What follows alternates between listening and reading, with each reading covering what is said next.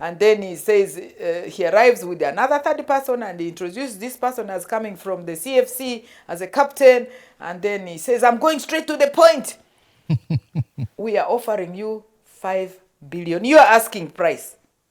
And for this is democracy we are talking about in Uganda. We are offering you 5 billion asking price, and we are giving you 2 big vehicles, and we are going to have a air-conditioned office in the office of the President Museveni. And please, when you say yes right now, I'm going to deliver you to Museveni and Amama Mbabazi, who was your presidential candidate in the 2015 elections. Then I looked ahead. I said, in the event I said no, he bent backwards in a chair like this. And then he was showing me his gun. He says, don't joke. We are capable of doing anything. Imagine that. And that's the Museveni way of playing politics. We have buried young people in January, in February. Our NUP supporters, our NUP polling agents, because they were going after the declaration forms. We voted for Jackline. We voted for NUP. We protected. But the militarization. I know 3 young people in Obogi who were tied to a stone. They were asked, denounce NUP as a Buganda thing. Denounce NUP. If you do not, we're going to throw you in the River Nile. They refused to denounce. They were thrown in the River Nile. And may their souls rest in peace. Ladies and gentlemen, what kind of a country are we living in? Them to repent. From the word go, North has always been opposition. And you're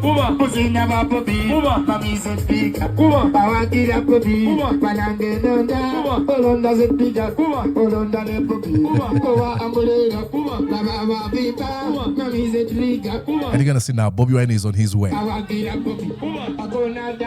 That's Bobi Wine. You're watching Mordecai Marissa Live Political Commentary. Please consider subscribing to help grow Uganda's Voices of Struggle ecosystem. Thank you. I cannot appreciate you enough for using your valuable time to always go on social media, break down things for people.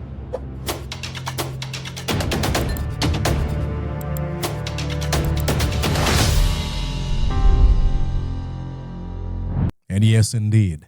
Presenting to you from these United States of the America. Good morning, good afternoon, and good evening from wherever you're watching me and at whatever time you might watch this conversation. My name is Mordecai Marissa, and you're welcome to Mordecai Marissa Live. Exactly. Asante sana for the prayers and wishes once again. I'm getting much better. Oh yes, I hope you don't mind I made a concoction here. So I might be drinking it. It's just a mixture of lemon, ginger, and honey, and a few other stuff. So I hope you don't mind. I'm treating myself. But I said I'm not going to be hiding away from you guys. We're going to fight our way through this. Okay? Tonight, ladies and gentlemen, we look at a wonderful, amazing lady, Mama Lina Zedriga, the Deputy President of the National Unity Platform for the Northern Uganda. Deputy to Bobi Wine. What an amazing leader. A leader par excellence. She's an activist. She's a feminist. An ex-judicial officer. And a patriot. She was abducted just shortly after the election, and up to now, we don't know where she is. Not only her, with Mama Jolly Jackline Tukamushaba, the deputy of Bobi Wine for Western Uganda. All right. And the reason that's why I want to look at both of them, especially Mama Lina Zedriga, it's because there's so many interviews out there that you can listen and look at her spirit. So I'll start with showing you, this is what they did. This was the abduction of Mama Jolly Jackline Tukamushaba, the deputy president of Bobi Wine for Western Uganda. This is how she was arrested. You have these vans that are known as drones, and she's being ordered to enter this van. You have how many soldiers there?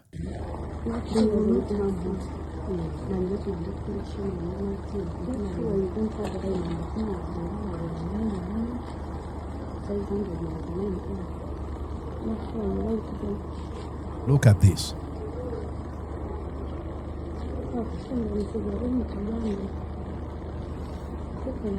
Up to now, we don't know where she is. She was abducted by the security officers you saw.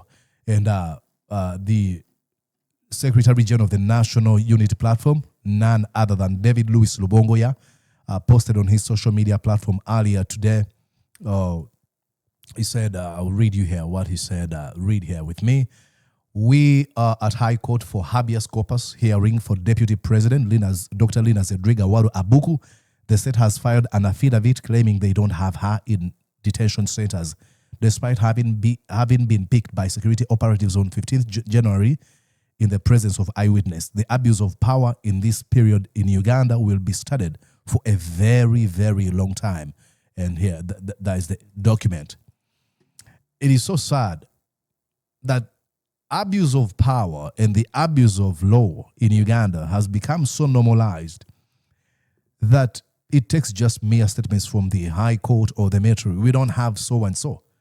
You remember there was a similar incident when two Kenyan activists, Bob Injaji and Nicholas Oyo, were abducted in Uganda, and the Uganda Police Force, the Uganda People's Defense Force, they all released documents, official documents, denying the whereabouts of the duo.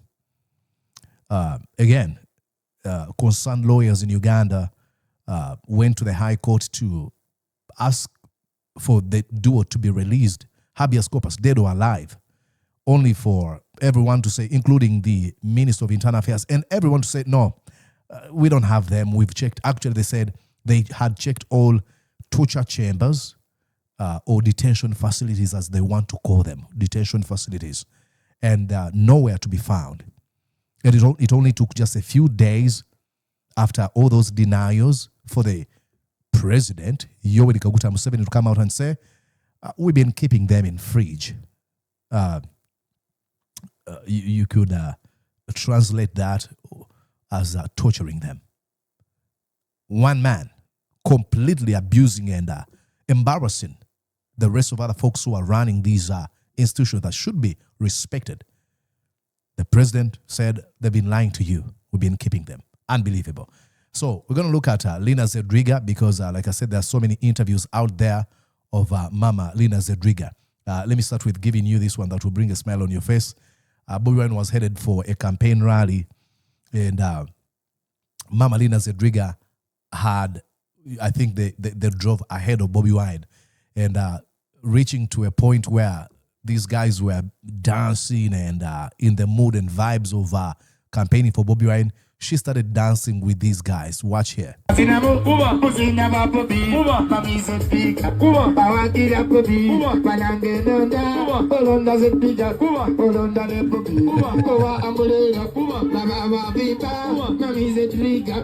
to see now, Bobi Wine is on his way. That's Bobi Wine.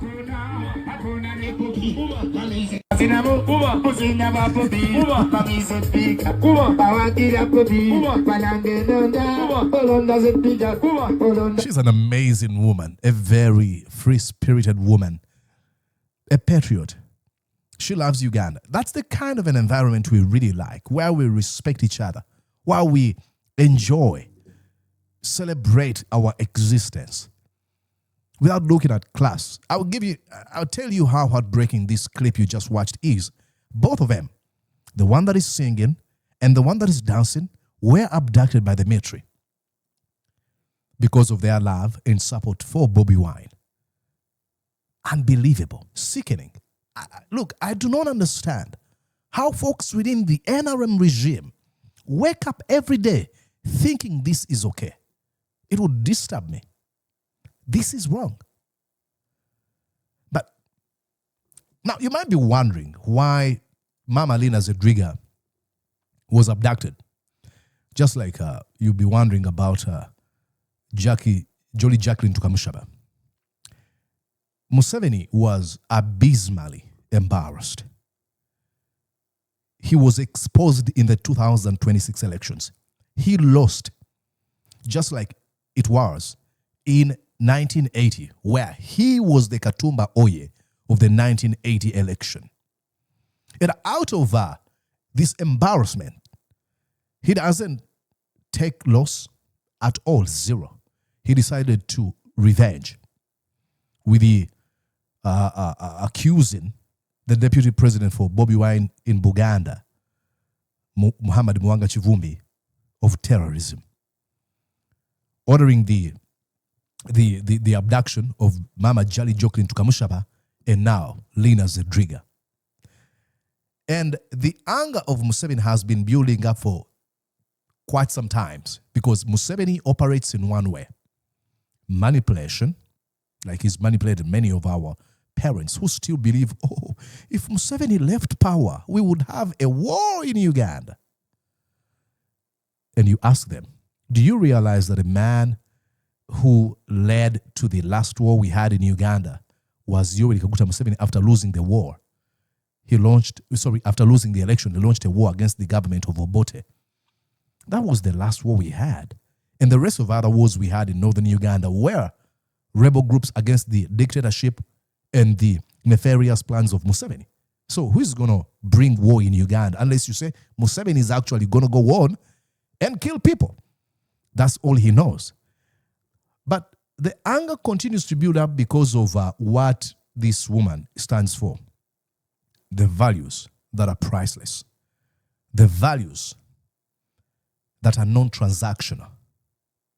She had offered money to betray the cause, to join the NRM. And she said, no, don't take my word for it. Watch here. From the 60s, my mother used to tell us that during the time of the independence, she remembers vividly going to vote with me on her back. And she was telling me that even they would come back singing the Democratic Party songs, and then they had their neighbors are singing the UPC songs, you know.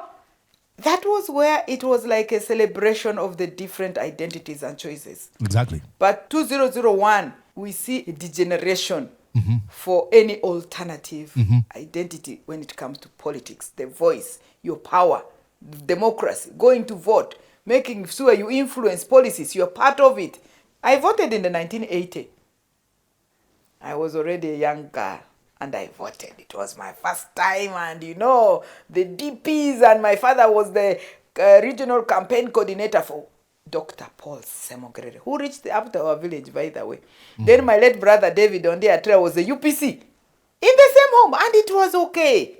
As it should. Then I started seeing the sense of the exclusion, the current, how we have degenerated into intolerance, into a total political apartheid.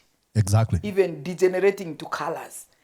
Actually, it's no longer democratic participation. There's no more power, separation of powers. You know, under democracies, there should be separation of power, strong institutions, respect for human rights, among others. The parliament is exalted. How many of them now? 500 plus. Judiciary, grappling with all this backlog of cases, underpaid, underfacilitated.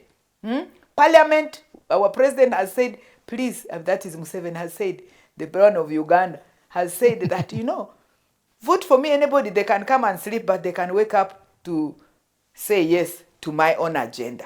He said those words. They came from Museveni.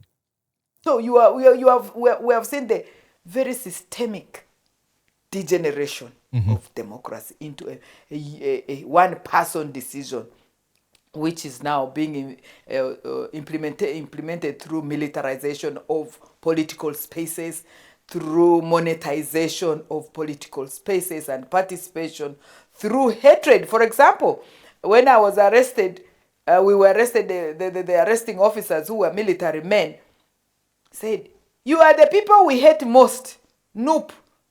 Sincerely, a military person? So there's so much partisan, non-tolerant, militarized, you know, bordering barbarism, by the way, right now. We see it in terms of the abductions. So in Uganda, we have left the path of democracy, participation, equality, human dignity, constitutionalism, governance. We have now fallen in the pitch of barbarism, militarization, intolerance, abductions. It's okay to kill so and so, and it's fine so long as you can bump this one. And we have no respect whether these are religious people, or these are women, or these are children. I'll put a caveat on what she says here. You all know this, but it is worth repeating. There was a time when Bobi Wine was arrested by jackbooted thugs of Museveni, security operatives. They beat him up. After beating him up, the president of Uganda, you would expect for him to come out and be like, I think that's wrong. We should be tolerant. I'm going to launch investigation into this, and I hope it doesn't happen again. No. He said, when I looked at how Bobi Wine had been assaulted, I found they had assaulted him. They beaten him so good. That is barbarism. No doubt about it. If a president, there's a group of Ugandans who delude themselves. It's denying reality. They usually say, what gives you proof that it is Muhoozi who is using that social media, that X platform to post that nonsense? It might be another person doing it. Dude, where do you live? At what point are you trying, to what extent are you trying to detach yourself from the reality that other people are living in? If you have the president of Uganda who is going to gloat about the torturing of his political opponent, what do you expect a son to do? Muhoozi Kainerugaba, like a father, like a son.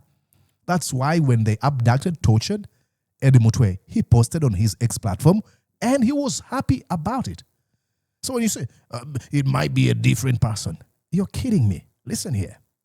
A very pathetically sick, very annoying situation where we should not have degenerated into that. Yeah. We shouldn't have. So, what's the lessons for us? One, we should never give up. Mm-hmm. We should look to people and institutions that are still resilient. That's why she's being abducted.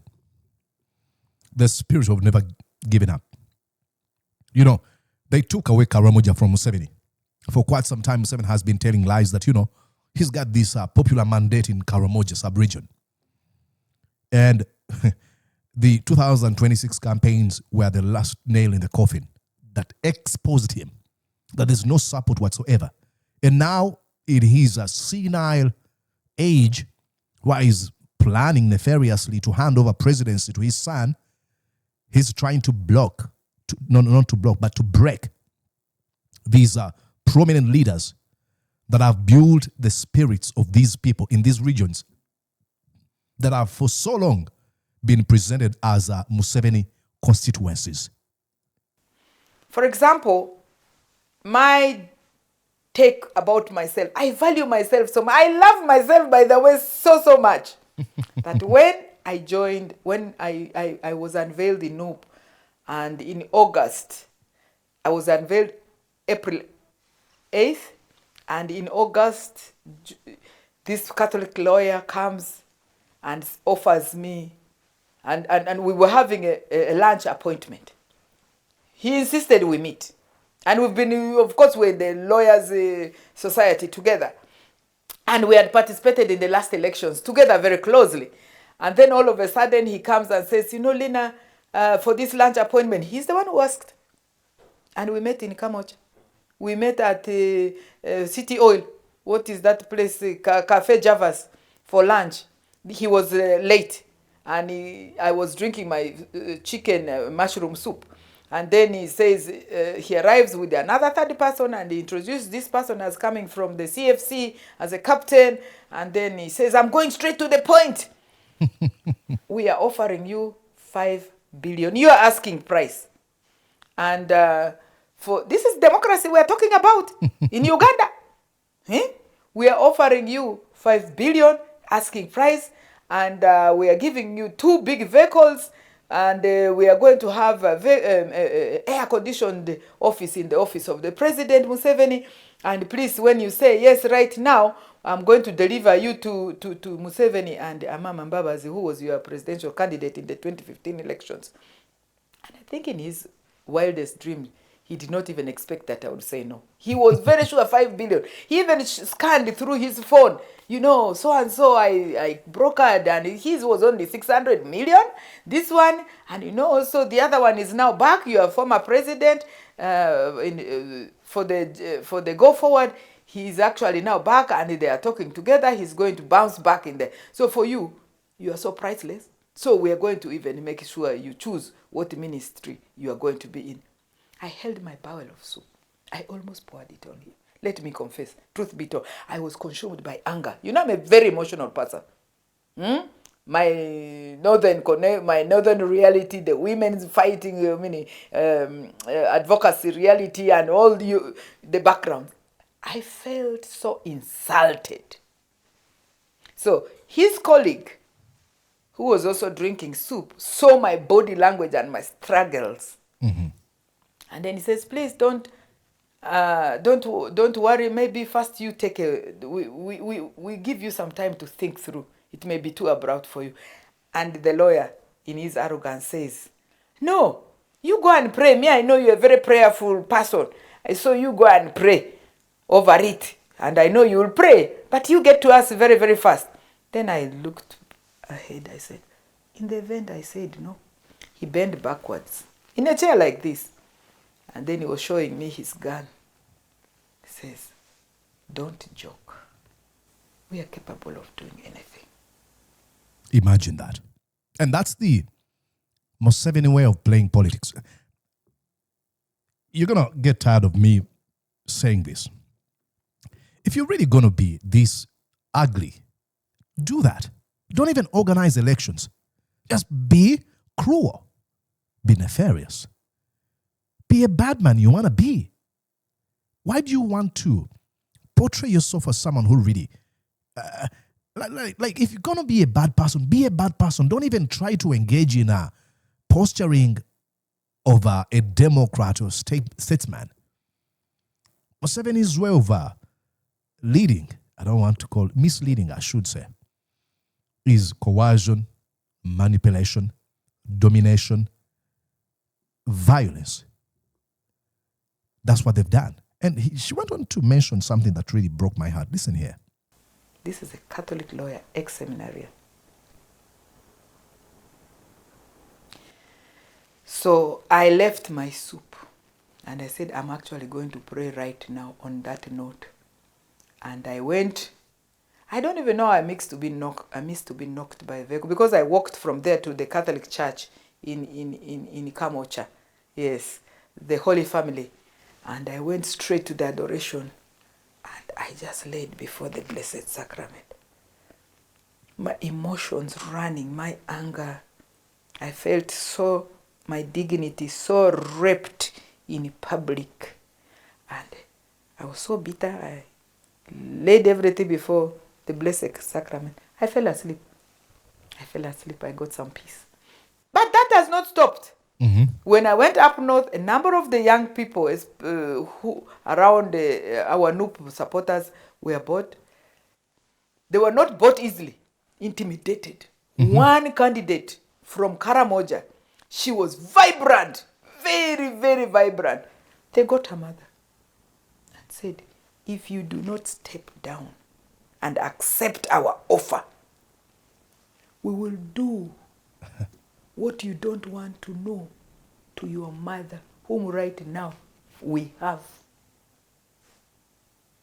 Imagine. So these buyings, democracy, 2021, you're either bought, you're either bumped off, you're intimidated.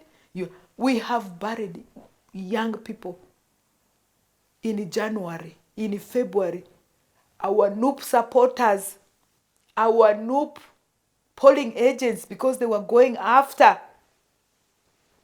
the declaration forms. We voted for Chagulan. We voted for NUP. We protected. But the militarization. I know 3 young people in Obogi who were tied to a stone. They were asked, denounce NUP as a Buganda thing. Denounce NUP. If you do not, we're going to throw you in River Nile. They refused to denounce. They were thrown in River Nile. And may their souls rest in peace. Ladies and gentlemen, what kind of a country are we living in? Tying people on a huge rock. Ask them to denounce the National Unity Platform. When they say no, you throw them in a river. You kill them. And the police doesn't ever come out to deny these atrocities because they know there's so a lot of proof, evidence that would expose them. It is sad. That's why Lina Zedriga is being abducted. She's a voice. I think I made a good story about her commentary. You go on and check it out on this YouTube channel, Mordecai Morisa Live. I titled it The Enigma of the North. Go on and search for it and look at it. The Enigma. Just type in The Enigma of the North, Lina Zedriga. You'll see it. Museveni is disturbed. How do you continue supporting Bobi Wine and his agenda? Yet I can give you money. He believes in the idea of transactional politics, non-transformation. How I wish I could buy you off. And having these ladies who are going to stand on principles and values, that is an insult to Museveni. It is a slap in the face. And a man who has known violence for how many decades, he just pulls that button. He's like, okay, abduct, torture, kill if you can. How did we get to this point? And then the other point is how she's been able to dismantle that fake narrative Museveni has been spreading for quite some time. That there's no opposition in Karamoja. In the north. Of the need for change in Uganda. But there are many people who have expressed shock at the amount of support that NUP has been showed while covering northern Uganda. And you are the deputy president in charge of northern Uganda. Commander 002. Yes. What would you say? Because after the war in northern Uganda, and there's a bit of civil society, NGO work, and there's also this whole of That war was also constructed as part of deconstructing humanity in Uganda. Yes, proceed. We'll talk about it. Yeah. There was this thinking that the North was now behind the NRM government, which in the past few months has been demystified. What would you say are the biggest issues that the people of northern Uganda still grapple with, and or what has swayed them to repent? From the word go, North has always been opposition. Yep. We actually anchored, first of all, during these 40 years. Remember, for a long time, FDC has been the one blanket. Okay? And then NUP, the people power, was burst in West Nile, baptized with the fire there and then. And we still want to say and commemorate Yasin. May his soul rest in peace. I mean, she's going to talk about everything. In every example of the politics and leadership she's engaging in, there's somebody that has been killed that she knows. How sad. And let me make just hint on that fake narrative. What makes these NRM people convinced that they will keep a place underdeveloped for quite some time? When I was a kid in school, we used to say, we shall not wait for Karamoja to develop. Of course, out of ignorance. Why does Museveni think that if people are not, their lives are not transformed, they will still support him? Yet they are able to listen to alternative ideas and promises from other people. Why does he think? I've never understood where they, and of course I usually see folks on mainstream media who come and be like, hey, now Museveni controls the North. How? By a free and fair way of knowing who sways the majority? Of course they don't. They mean, oh, Museveni controls the North by coercion and intimidation and violence and stuff like that. Now, having people like her who continue to dismantle, eviscerate this bogus narrative that Museveni is loved in the north is the reason she's being abducted. It is sad. Our country is at a very, very, very unfortunate turning point. I don't know what's going to save us, but we need to wake up. If you are, by any chance, I don't know if by any chance you support NRM and you've been able to get to this point, how many minutes? More than almost 30 minutes? Maybe you're finding some truth in what we are saying here. Please, can you jump off that Titanic that is sinking? Gosh. We continue to pray for Mama Lina Zedriga, Mama Jolly Jackline Tukamushaba, Honorable Muhammad Muwanga Chivumbi. I need to know about Nambeshe. And the disenfranchised Ugandans. My name is Mordecai Morisa, and I'll be back here soon. Please keep around. I'm going to ask you one favor, subscribe, and invite other folks to join us. Bye-bye for now. Did you enjoy what you just watched? I'm sure they did. I'm going to guess that you did. How about you consider subscribing to Mordecai Marissa Live YouTube channel? Thank you.